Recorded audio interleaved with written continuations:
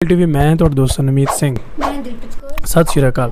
ਅੱਜ ਦੀ ਵੀਡੀਓ ਦੇ ਵਿੱਚ ਇੱਕ ਬਹੁਤ ਵਧੀਆ ਤੇ ਖਾਸ ਟੌਪਿਕ ਤੇ ਗੱਲ ਕਰਨ ਲੱਗੇ ਹਾਂ ਕਿਉਂਕਿ ਬੜੇ ਲੋਕਾਂ ਨੂੰ ਇਹ ਮਿਸਕਨਸੈਪਸ਼ਨ ਹੈ ਜਾਂ ਬੜੇ ਲੋਕੀ ਮਤਲਬ ਇਹ ਮੰਨਦੇ ਹੈ ਕਿ ਗੁਰੂ ਨਾਨਕ ਦੇਵ ਜੀ किस धर्म तो बिलोंग करते सी पहला, क्योंकि उन्होंने सिख धर्म की एक स्टार्टिंग की थी, ठीक है। लेकिन उस तो पहला वो कौन सी, उस तो पहला जां उस तो मतलब जां उन्होंने हजे तक भी कई मन्ने कि वो है गुरु नानक देव जी, कई कहते हैं मुसलमान सी, कई कहते हैं हिंदू सी, ठीक है। शुरू तो असी अपनी किताबां दे विच यही पढ़ते आ रहे हैं कि गुरु नानक देव जी हिंदुआं दे गुरु सी ते मुसलमानां दे पीर सी, ठीक है। यही पढ़ते आ रहे हैं। तो अज दी एक वीडियो आ वो देखते हैं थोड़े फैक्ट के आधार ते, बाकी होर अगे गल्लां करांगे। दोस्तों, अक्सर कहा जाता है कि सिखिज्म वो मजहब है जो इस्लाम और मुसलमानों के बहुत करीब है। ऐसा ही एक सवाल डॉक्टर जाकिर नाइक से किया गया। एक तालिब इल्म जिसका नाम गगन सेठी था, उसने सवाल किया कि बाबा गुरु नानक जो कि सिख मजहब के बानी हैं, क्या वो मुसलमान थे? आप जानते हैं कि दोनों मजाहिब अलग अलग हैं, लेकिन इस लड़के के इस सवाल पर डॉक्टर जाकिर नाइक चौंक गए और वो फौरन से जवाब देने के लिए माइक्रोफोन तक पहुंचे। जवाब में उन्होंने कहा कि आइए हम इसको मुख्तलिफ जावियों से देख लेते हैं। सबसे पहले हम जायजा ले लेते हैं कि लफ्ज मुसलमान का क्या मतलब है, और हम इस बात का अंदाजा लगाते हैं कि इस्लाम और सिखिज्म इन दोनों मजाहिब की मजहबी किताबें इस हवाले से क्या कहती हैं। डॉक्टर जाकिर नाइक ने कहा कि लफ्ज मुस्लिम या मुसलमान का अरबी जबान में मतलब है वो शख्स, वो इंसान जो अपनी तमाम तर रजा अल्लाह के सपुर्द कर दे, यानी वो शख्स जो अल्लाह पर ईमान ले आए वो मुसलमान कहलाता है। लेकिन आप जानते होंगे कि इस्लाम के हकीकी दायरे में दाखिल होने के लिए कलमा शहादत ला इलाहा इल्लल्लाह मुहम्मदुर रसूलुल्लाह पर यकीन करना ज़रूरी है, यानी अल्लाह एक है, उसके सिवा इबादत के कोई लायक नहीं, और मोहम्मद सल्लल्लाहु अलैहि वसल्लम अल्लाह के आखिरी रसूल हैं। बाबा गुरु नानक से मुताल्लिक ये बताया जाता है कि वो अल्लाह पर यकीन रखते थे, वो ये बात मानते थे कि इस दुनिया को बनाने वाला एक खुदा है और वही इस दुनिया को चला रहा है। लेकिन क्या बाबा गुरु नानक हजरत मोहम्मद सल्लल्लाहु अलैहि वसल्लम को अल्लाह का आखिरी नबी मानते थे या नहीं, इस पर हम आपको आगे चलकर बताएंगे। डॉक्टर जाकिर नाइक ने इसके जवाब में सिखों की मजहबी किताब और कुरान पाक से क्या क्या हवाले दिए, पहले वो जान लीजिए। डॉक्टर जाकिर नाइक ने कहा कि मैंने सिखों की मजहबी किताब गुरु ग्रंथ का मुतालिया किया है। सिखिज्म दरअसल 10 गुरुओं को मानती है। पहले सिख मजहब के बानी बाबा गुरु नानक और आखिरी गुरु गोविंद साहिब हैं। दोस्तों, आप जानते हैं कि कुरान पाक की पहले सिपारे की पहली आयत अलिफ लाम मीम है। इसी तरह से गुरु ग्रंथ जो कि सिखों की मजहबी किताब है, उसके पहले वॉल्यूम के पहले चैप्टर की पहली आयत में जो कहा गया है, डॉक्टर जाकिर नाइक ने वो बताया जिसके मुताबिक खुदा सच्चा है, वही इस दुनिया को बनाने वाला है, उसे ना कोई ख्वाहिश होती है ना उसे किसी का खौफ होता है, उसका वजूद है जो कभी खत्म नहीं हो सकता, वो अजीम है और ना मिटने वाला है। दोस्तों, सिखों की मजहबी किताब की इस आयत या इस हिस्से का तर्जुमा डॉक्टर जाकिर नाइक ने उस लड़के को बताया और फिर उसके बाद कहा कि ये मतलब आप समझ चुके हैं कि सिखों के मजहबी पेशवा बाबा गुरु नानक के अल्लाह से मुताल्लिक क्या ख्यालात थे। अब यकीनन आपके जहन में भी आ रहा होगा कुछ ऐसे ही ख्यालात और अकीदा तो हमारा भी है। उसके लिए आप कुरान पाक की सूरह इखलास का हवाला दे सकते हैं। डॉक्टर जाकिर नाइक ने भी ऐसा ही किया और कुरान पाक की सूरह इखलास का हवाला दिया। कुल हुवल्लाहु अहद, कह दो कि अल्लाह एक है। अल्लाहुस समद, अल्लाह बेनियाज है। लम यलिद वलम यूलद, उसकी औलाद नहीं और ना वो किसी की औलाद है। वलम यकुन लहू कुफुवन अहद, और ना कोई उसके बराबर का है। दोस्तों, अगर आप इन आयात का बगौर जायजा लें तो आप अंदाजा लगा सकते हैं कि हमने सिखिज्म से मुताल्लिक डॉक्टर जाकिर नाइक के अल्फाज के मुताबिक जो आयात आपके साथ सिखों की मजहबी किताब गुरु ग्रंथ से शेयर की, तकरीबन इनका तर्जुमा वैसा ही बनता है। लिहाजा ये कहा जा सकता है कि सिखों और मुसलमानों के अल्लाह की वहदानियत यानी अल्लाह के एक होने से मुताल्लिक ख्यालात एक हैं, और यही ख्यालात बाबा गुरु नानक के थे। लिहाजा लफ्ज़ मुसलमान, जिसका मतलब अपनी रज़ा अल्लाह के सपुर्द करना है और अल्लाह पर यकीन रखना है, उसके मुताबिक गुरु नानक मुसलमान थे।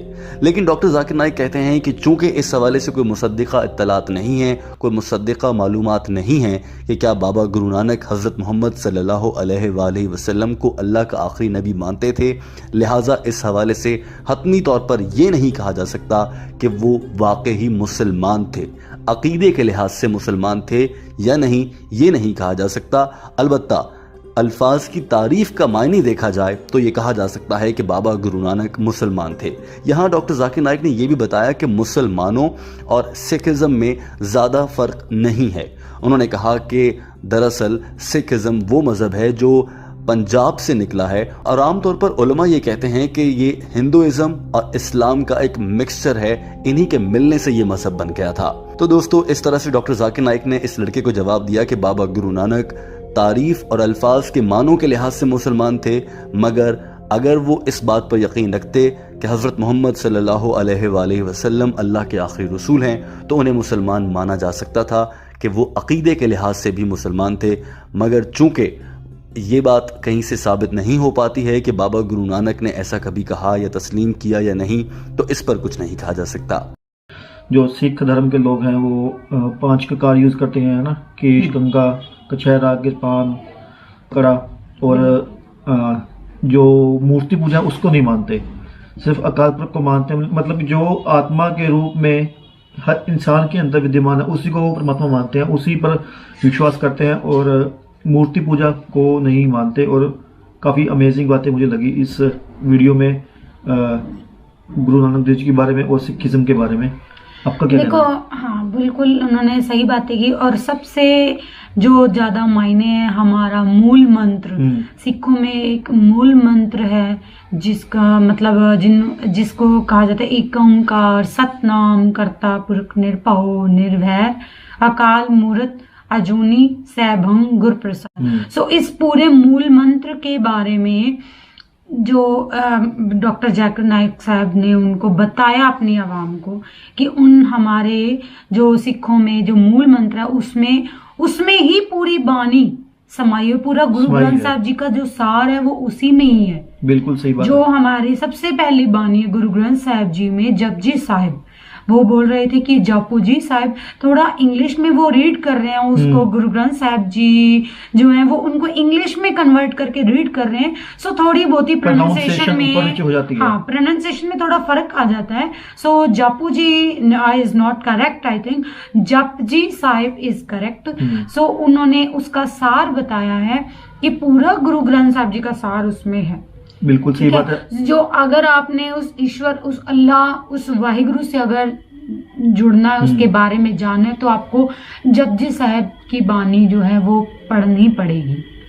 और साथ ही एक बात और भी कही इन्होंने बाद में लास्ट में कि जब बंदे को कोई दुख होता है तो हम सभी भगवान को, अल्लाह को, गुरु को याद करते हैं, बट जब भगवान हमारा काम निकाल देता है, हमें उस दुख से मुक्ति दिलाता है, हम उसके बाद गुरु को, भगवान को, अल्लाह को भूल जाते हैं। उनका ये बोलने का मीनिंग अगर खुदा एक है तो उनका कहने का मतलब ये नहीं था कि अल्लाह या कोई भगवान या रब, उन्होंने एक जस्ट जिसने सृष्टि को रचा है वो मतलब किसी रिलीजन लगा लो या खुदा लगा लो, वो किसी रिलीजन से बिलोंग नहीं करते, जो ऊपर वाला है।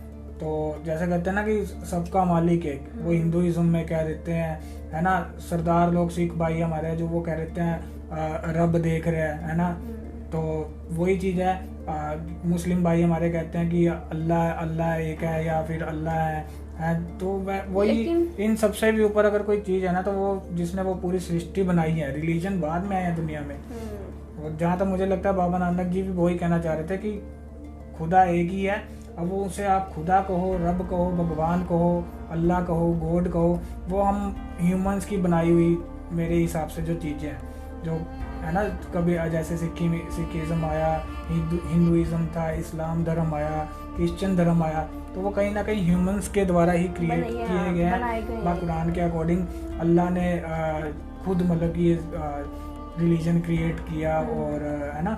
तो हम ये कह भी नहीं सकते कि हाँ ये ह्यूमंस के द्वारा बनाई गई, बट जो हमारी जो सोच जैसा हमारा मानना है, हाँ वो चीज़। बाकी कुछ वो इस्लाम धर्म से थोड़े से कनेक्ट रहते थे, ऐसा कहा गया है। उन्होंने मतलब ऐसा नहीं कहा कि वो मुसलमान ही थे, ऐसा नहीं कहा प्रूफ उनके पास भी नहीं है।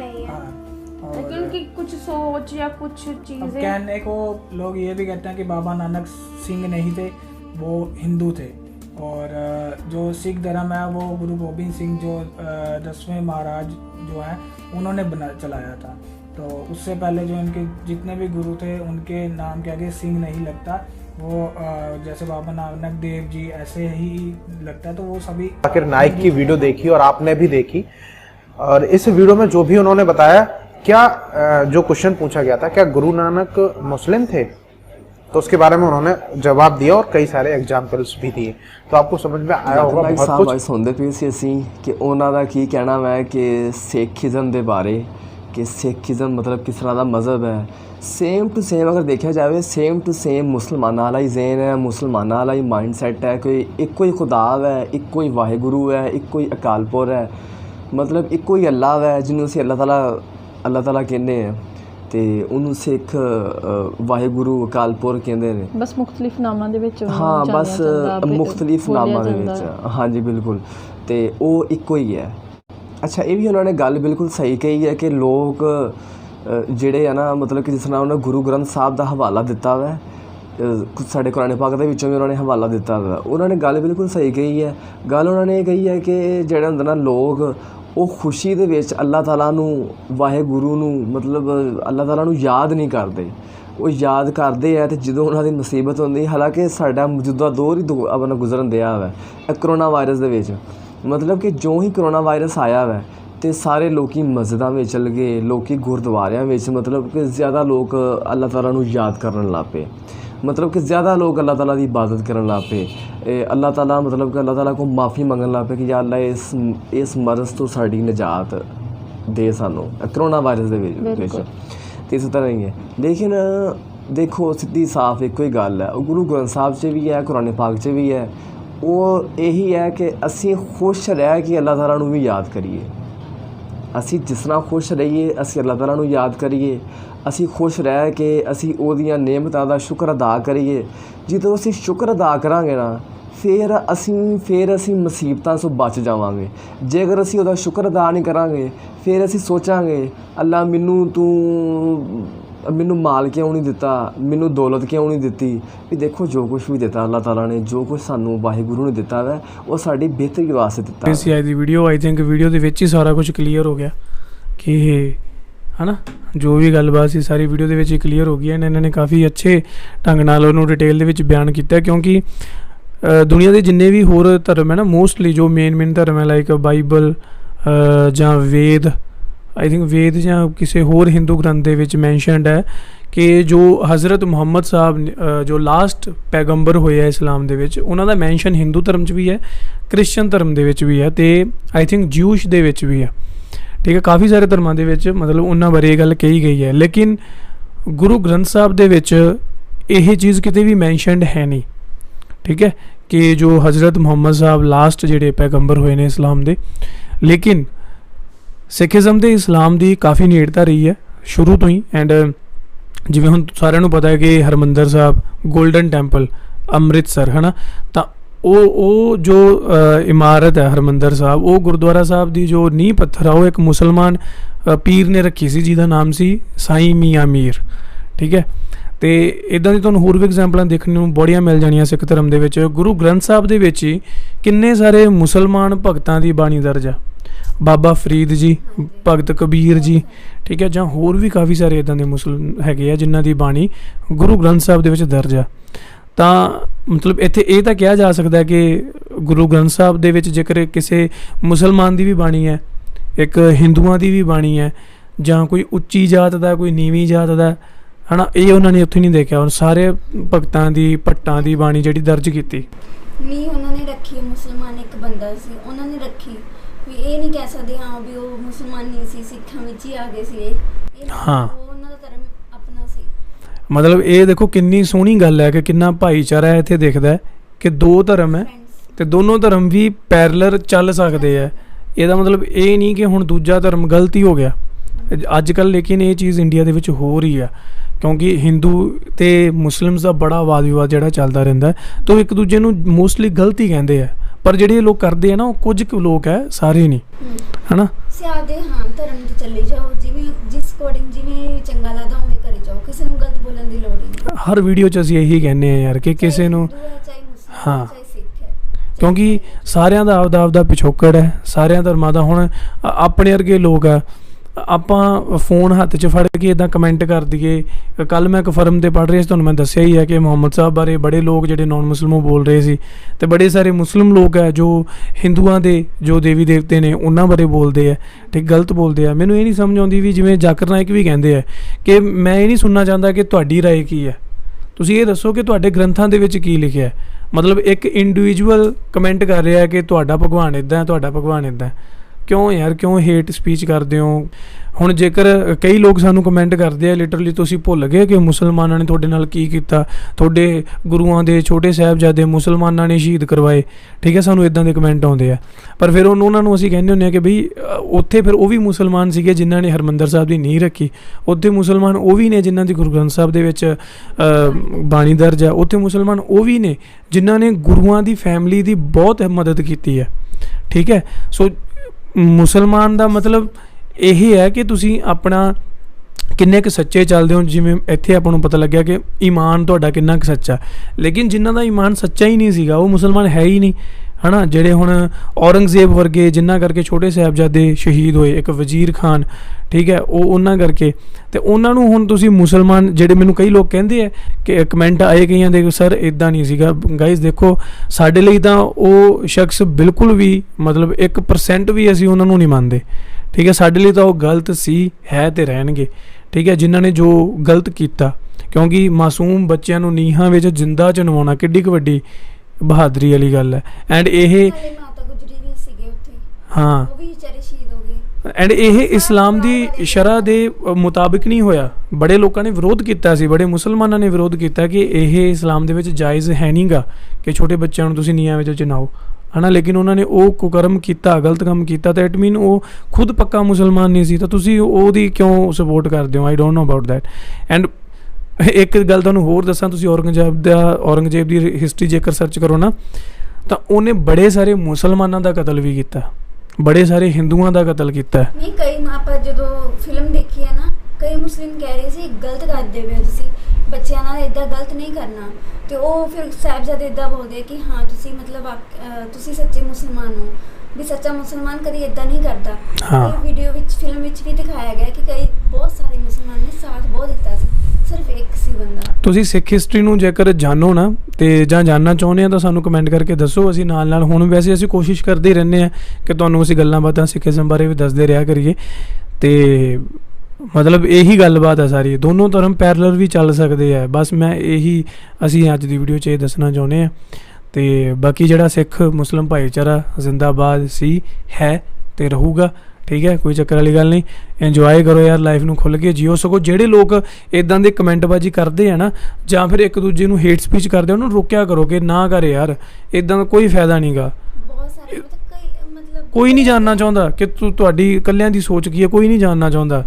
ਆਪਾਂ ਕਿਸੇ ਦੇ ਭਗਵਾਨ ਬਾਰੇ ਕਿਉਂ ਗਲਤ ਬੋਲੀਏ, ਹੈ ਨਾ। ਕਿਉਂਕਿ ਦੇਖੋ, ਜੇਕਰ ਹਿੰਦੂ ਧਰਮ ਦੀ ਗੱਲ ਕਰੀਏ, ਕ੍ਰਿਸ਼ਨ ਭਗਵਾਨ, ਰਾਮ, ਰਾਜਾ ਦਸ਼ਰਥ, ਪ੍ਰਹਿਲਾਦ, ਠੀਕ ਹੈ, ਇਹ ਸਾਰੇ ਜਿਹੜੇ ਹਿੰਦੂ ਧਰਮ ਦੇ ਵਿੱਚ ਜਿੰਨੇ ਵੀ ਕਰੈਕਟਰਸ ਹੋਏ ਆ, ਇਹ ਵੀ ਗੁਰੂ ਗ੍ਰੰਥ ਸਾਹਿਬ ਵਿੱਚ ਐਡ ਨੇ, ਠੀਕ ਹੈ। ਇਹਨਾਂ ਬਾਰੇ ਵੀ ਹਵਾਲਾ ਦਿੱਤਾ ਗਿਆ, ਤਾਂ ਮਤਲਬ ਉਹਨਾਂ ਨੇ ਉਹਨਾਂ ਦੇ ਐਗਜ਼ਾਮਪਲਾਂ ਦੇ ਕੇ ਸਮਝਾਇਆ ਕਿ ਲਾਈਫ ਨੂੰ ਕਿੱਦਾਂ ਜੀਣਾ, ਠੀਕ ਹੈ। ਅਤੇ ਉੱਥੇ ਹੀ ਕਈ ਜਿਹੜੀਆਂ ਇਸਲਾਮ ਨਾਲ ਰਿਲੇਟਡ ਚੀਜ਼ਾਂ ਉਹਨਾਂ ਦਾ ਹਵਾਲਾ ਦੇ ਕੇ ਵੀ ਸਮਝਾਇਆ ਕਿ ਕਿੱਦਾਂ ਲਾਈਫ ਨੂੰ ਜੀਣਾ, ਹੈ ਨਾ। ਇੱਕ ਸ਼ਬਦ ਵੀ ਤਾਂ ਹੈ ਨਾ ਕਿ ਏਕ ਨੂਰ ਤੇ ਸਭ ਜਗ ਉਪਜਿਆ, ਕੌਣ ਭਲੇ ਕੋ ਮੰਦੇ, ਹੈ ਨਾ। ਇੱਕ ਨੂਰ ਤੇ ਮਤਲਬ ਇੱਕ ਹੀ ਜੋਤ ਹੈ, ਉਹ ਸਾਰੇ ਬੰਦੇ ਆਪਾਂ ਆਉਂਦੇ ਹੀ ਹੈ। ਕੋਈ ਬੋਲੇ ਰਾਮ ਰਾਮ, ਕੋਈ ਅੱਲਾ ਹੈ, ਕੋਈ ਸੇਵੇ ਗੁਸਈਆਂ, ਕੋਈ ਖੁਦਾ ਹੈ। ਇੰਨੀਆਂ ਸੋਹਣੀਆਂ ਲਾਈਨਾਂ ਗੁਰੂ ਗ੍ਰੰਥ ਸਾਹਿਬ ਦੀਆਂ। ਤੇ ਮਤਲਬ ਉਹ ਜਿਵੇਂ ਇਹਨਾਂ ਨੇ ਕਿਹਾ ਕਿ ਡਾਕਟਰ ਜ਼ਾਕਿਰ ਨਾਇਕ ਕਹਿ ਰਹੇ ਖੁਦ ਕਿ ਸਿੱਖੀਜ਼ਮ ਅਤੇ ਇਸਲਾਮ ਦੇ ਵਿੱਚ ਬਹੁਤ ਸਾਰੀਆਂ ਸਿਮਿਲੈਰਿਟੀਜ਼ ਆ, ਬਿਲਕੁਲ। ਐਂਡ ਉਹਨਾਂ ਤੋਂ ਕਦੇ ਹੇਟ ਸਪੀਚ ਨਹੀਂ ਦੇਖੀ ਯਾਰ, ਮਤਲਬ ਉਹ ਰਿਸਪੈਕਟ ਕਰਦੇ ਆ। ਮੈਂ ਹਿੰਦੂ ਧਰਮ ਦੇ ਵੇਖਿਆ, ਰਿਸਪੈਕਟ ਨਾਲ ਬੋਲਦੇ, ਕਦੀ ਉਹਨਾਂ ਨੇ ਐ ਗਲਤ ਨਹੀਂ, ਗੁੱਸੇ ਨਾਲ ਨਹੀਂ ਬੋਲੇ ਵੀ ਉਹ ਮੂਰਤੀ ਪੂਜਾ ਕੇ, ਕਦੇ ਇੱਦਾਂ ਮਤਲਬ ਗਲਤ ਤਰੀਕੇ ਨਾਲ ਨਹੀਂ ਬੋਲੇ। ਮਤਲਬ ਕਿਉਂਕਿ ਜ਼ਾਕਿਰ ਨਾਇਕ ਨੂੰ ਉਹਨਾਂ ਨੂੰ ਸਾਰੇ ਬਹੁਤ ਸਾਰੇ ਮੁਸਲਿਮਸ ਉਹਨਾਂ ਨੂੰ ਫੋਲੋ ਕਰਦੇ ਆ, ਅਤੇ ਜੇਕਰ ਉਹਨਾਂ ਨੂੰ ਸਿੱਖੀਜ਼ਮ ਵਿੱਚ ਕੁਝ ਗਲਤ ਲੱਗਾ ਹੁੰਦਾ ਤਾਂ ਉਹ ਮੈਂਸ਼ਨ ਕਰਦੇ, ਲਾਈਕ ਜਿਵੇਂ ਉਹ ਬਾਕੀ ਚੀਜ਼ਾਂ ਬਾਰੇ ਕਰਦੇ, ਹੈ ਨਾ। ਸੋ ਠੀਕ ਹੈ, ਇਸ ਵੀਡੀਓ ਲੰਬੀ ਹੋ ਰਹੀ ਹੈ, ਇਹ ਸੀ ਅੱਜ ਦੀ ਵੀਡੀਓ। ਤੁਹਾਨੂੰ ਕਿੱਦਾਂ ਲੱਗੀ ਸਾਨੂੰ ਨੀਚੇ ਕਮੈਂਟ ਕਰਕੇ ਜ਼ਰੂਰ ਦੱਸਿਓ, ਅਤੇ ਜਾਣ ਤੋਂ ਪਹਿਲਾਂ ਚੈਨਲ ਸਬਸਕ੍ਰਾਈਬ ਪੱਕਾ ਕਰਿਓ, ਅਤੇ ਮਿਲਦੇ ਹਾਂ ਕਿਸੇ ਹੋਰ ਵੀਡੀਓ 'ਚ। ਤਦ ਤੱਕ ਸਾਨੂੰ ਦਿਓ ਇਜਾਜ਼ਤ। ਸਤਿ ਸ਼੍ਰੀ ਅਕਾਲ।